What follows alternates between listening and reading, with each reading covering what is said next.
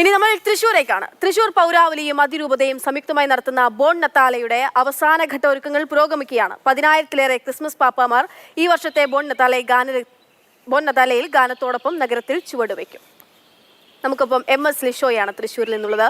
ലിഷോയ്, ഈ തൃശ്ശൂരിൽ പുലിക്കളിയൊക്കെ നടക്കുന്ന പോലെ തന്നെയാണ് ക്രിസ്മസ് ആകുമ്പോൾ ബോൺ നത്താലയ്ക്കായിട്ടുള്ള കാത്തിരിപ്പാണ്. ഇന്നിപ്പോൾ 1ഉം 2ഉം അല്ല 10,000 പാപ്പമാരാണ് ഇങ്ങനെ നഗരത്തിൽ ചുവടുവെച്ച് ഒരുമിച്ച് അണിനിരക്കാൻ പോകുന്നത്. എപ്പോൾ തുടങ്ങും?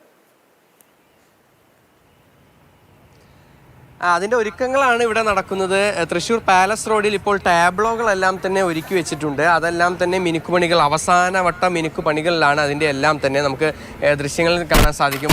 വളരെയധികം ഭംഗിയും അതുപോലെ തന്നെ തൃശ്ശൂരിൻ്റെ ഒരു സാംസ്കാരിക തനിമയും എല്ലാം തന്നെ ഒത്തിണക്കിക്കൊണ്ടുള്ള ടാബ്ലോകളാണ് ഇവിടെ ഒരുക്കുന്നത്.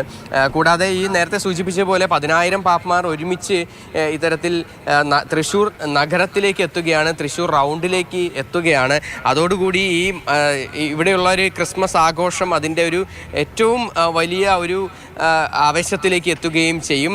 ഈ പ്രത്യേകം ഓരോ തവണയും പ്രത്യേകം ബോൺ നത്താലെ ഗാനങ്ങൾ ഒരുക്കാറുണ്ട്. അതുപോലെ തന്നെ ഇത്തവണയും ഈ ബോൺ നത്താലെ ഗാനത്തിനൊപ്പം തന്നെയാണ് പാപ്പാമാർ ചുവട് വയ്ക്കുന്നത്. നമ്മൾ ഈ ദൃശ്യങ്ങൾ കാണുന്ന ഒരു പ്ലോട്ട് എന്ന് പറയുന്നത് തന്നെ തൃശ്ശൂരിൻ്റെ ഒരു തനിമ കാണിക്കുന്നതാണ്. കാരണം പൂരമായാലും പുലിക്കളി ആയാലും അതുപോലെ തന്നെ ബോൺ നത്താലെ ആയാലും എല്ലാം തന്നെ തൃശ്ശൂരിനെ സംബന്ധിച്ച് തൃശ്ശൂർ എല്ലാ വിഭാഗക്കാരും, അങ്ങനെ ജാതി മത വ്യത്യാസം ഒന്നും തന്നെ ഇല്ല.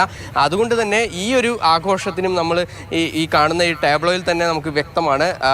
ഇതിൽ വടക്കുന്നാഥ ക്ഷേത്രമുണ്ട്, പുത്തമ്പള്ളിയുണ്ട്, അതിനപ്പുറത്ത് ചേരമ മസ്ജിദുണ്ട്.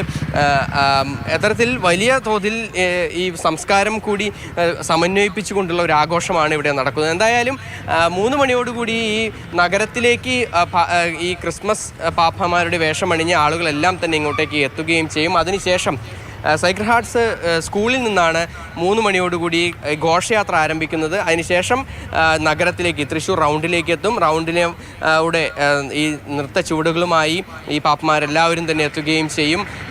ജാർഖണ്ഡ് ഗവർണർ CP രാധാകൃഷ്ണനാണ് ഇത്തവണ വിശിഷ്ടാതിഥിയായി എത്തുന്നത്. എന്തായാലും അതിനുള്ള ഒരുക്കങ്ങളെല്ലാം അന്തിമഘട്ടത്തിലാണ്.